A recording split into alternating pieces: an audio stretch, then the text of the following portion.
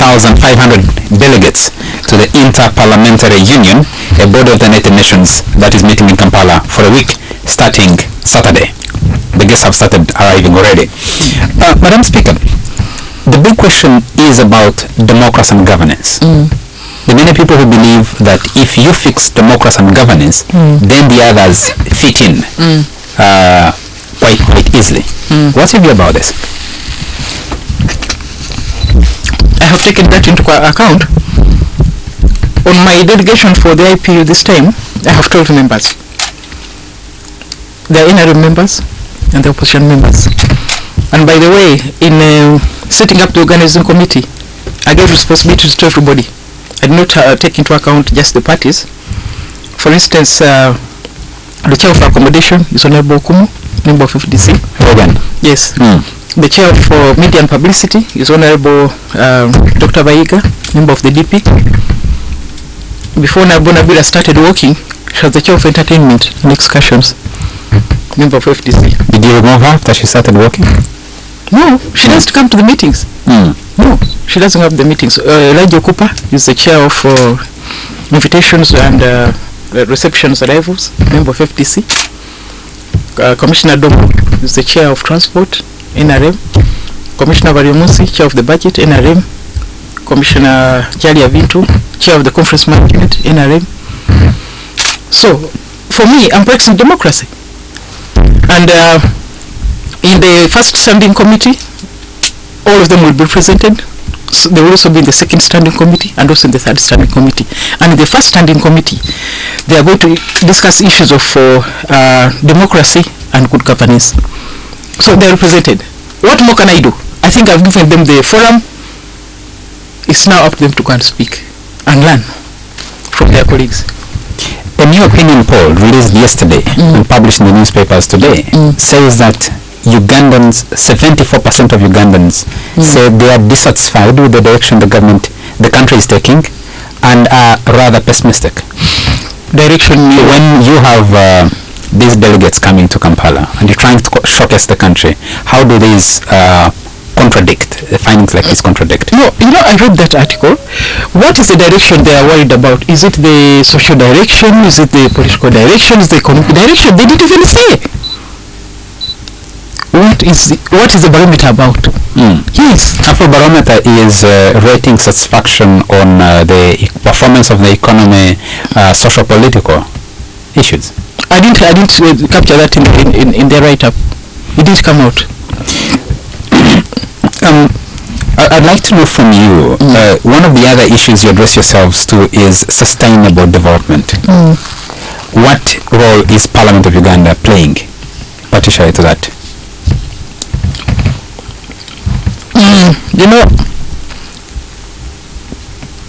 We are going to be more focused in the budget process. About 3 weeks ago, I launched the program out on gender budgeting, which will enable us to plan for both genders, to focus on what are the needs of both the entire society. So I think that we are making a start even there. So this is also the first budget we are going to do this year, because the other budget was done by the 8th Parliament. Yes. So this is the budget we are going to do this year is our own project. So we are going to see the effect of our thinking and our planning and our vision to assist governance in this country. If you look at the budgeting process in this country for some time, it tends to be skewed towards a lot of expenditure and public administration. Parliament, which you preside over, being a major culprit of inflating public administration expenditure, and there have been calls to reduce the number of members of Parliament and the number of constituencies. You approve creation of new districts in that Parliament, and we have seen an escalation of districts rising. They should be heading towards 120 districts, and these are issues that never get discussed. Why?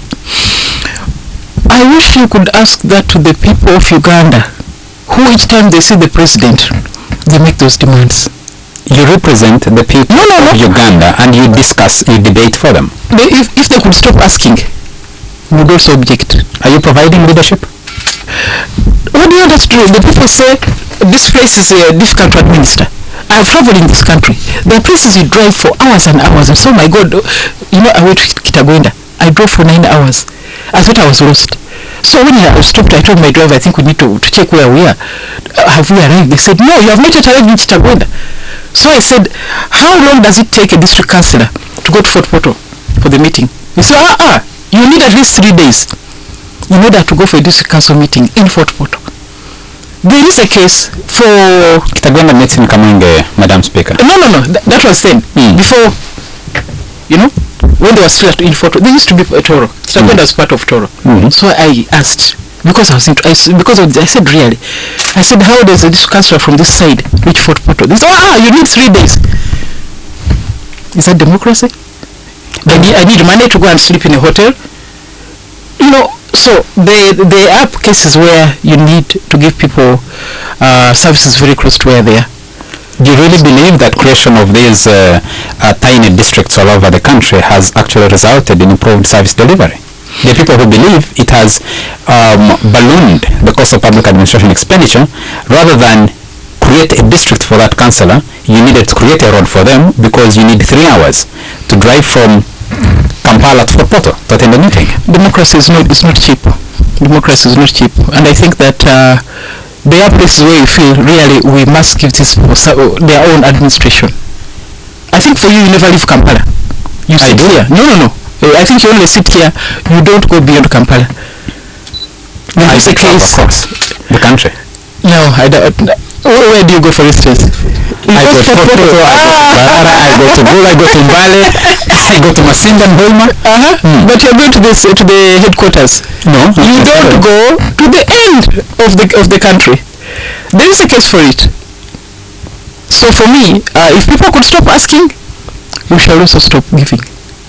But if they continue asking, and there's justification, sometimes it is language, sometimes it's really inaccessibility. There are districts which are stuck together by geography, but they don't even speak the same language. I mean, they can't even understand each other. So there are many reasons for giving the districts. So how many more districts need to be created? I don't know. And how many more constituencies? You're having a crisis accommodating your members of parliament. They've been parking on pavements. And I know that both Kampala Capital City Authority and the Traffic Department have written to you to find accommodation, alternative parking for your members of parliament. In the next 6 months or so, I will have enough accommodation for my members because I'm building a parkade at Parliament. You will not see the cars parked on the pavement. I'm looking into that situation. But if the people of Uganda stop asking, we shall also say no to the government. But I'm sure, where do you come from? I come from a part of Western Uganda. I'm a Ugandan. No, I want to know. What photo? Just have stopped. Because I'm trying to see the farthest point in Toro, which has or has not requested for a district. No, have you been to Toroko? Yes, I have. How far is it from Fort Portal? It might be far, but all you need is a good road. It takes me 3.5 hours to get to Fort Portal. I don't need the district headquarters. I don't need that many districts from Kampala, Mitiana, Mubende, then you have Chegegwa, you have Kenjojo, you have Kabarole, to get to Toroko. No, let the people stop asking and we shall stop giving. Do you really believe that it is the people who are asking for this? Of course. It is for political convenience. No. These districts are even when we go to visit them. The other day, I was in Kibale, I was in Kakumiro. That's in Kibale. Yes. They said, Speaker, we are glad you have come. Please tell the President that he has not given us our district of Kagadi. That was in Kakumiro. No, not too long ago. Where did I go? The other day I was in Kabale. They said, can you tell us when Ruchiga is becoming a district? I said, I don't have answers about Ruchiga. Last week. It's become trendy because people see that government is not delivering on services it should be delivering to them. So the only way is to have one of their own take up a political position. Once they have a district, they demand for presence, of course, in parliament. Then they will demand for presence in cabinet. And you have a cabinet of 73 ministers today. You have a parliament of 386 members. You can't accommodate them in the chambers if all of them were to attend a particular session? I'm also building a new chamber, which will accommodate both of them. So I'm addressing both the parking and the chamber. Madam Madam Speaker, the question of let's go back to the question of human rights and humanitarian law. Since last year, I have had estimates from humanitarian organizations, human rights organizations, that put the number of Ugandans killed because they were involved in one political activity or the other, notably walk to work and public demonstrations, stands at about 37. Just last week, a police officer was killed in one of those kinds of incidents. And there is a feeling that not enough attention is being paid to the question of human rights and good governance. I have paid attention to that. I proposed to my rules committee and they accepted, and the House accepted, that we establish a committee to deal with human rights. And that was passed about 10 days ago. It will be dealing with the reports of the Human Rights Commission. It will also be dealing with the reports of the IGG and so on. So I have addressed it. I'm alive to those issues. There hasn't been a discussion or presentation on how many Ugandans have been victims of these demonstrations, especially those shot by guns in the hands of the state.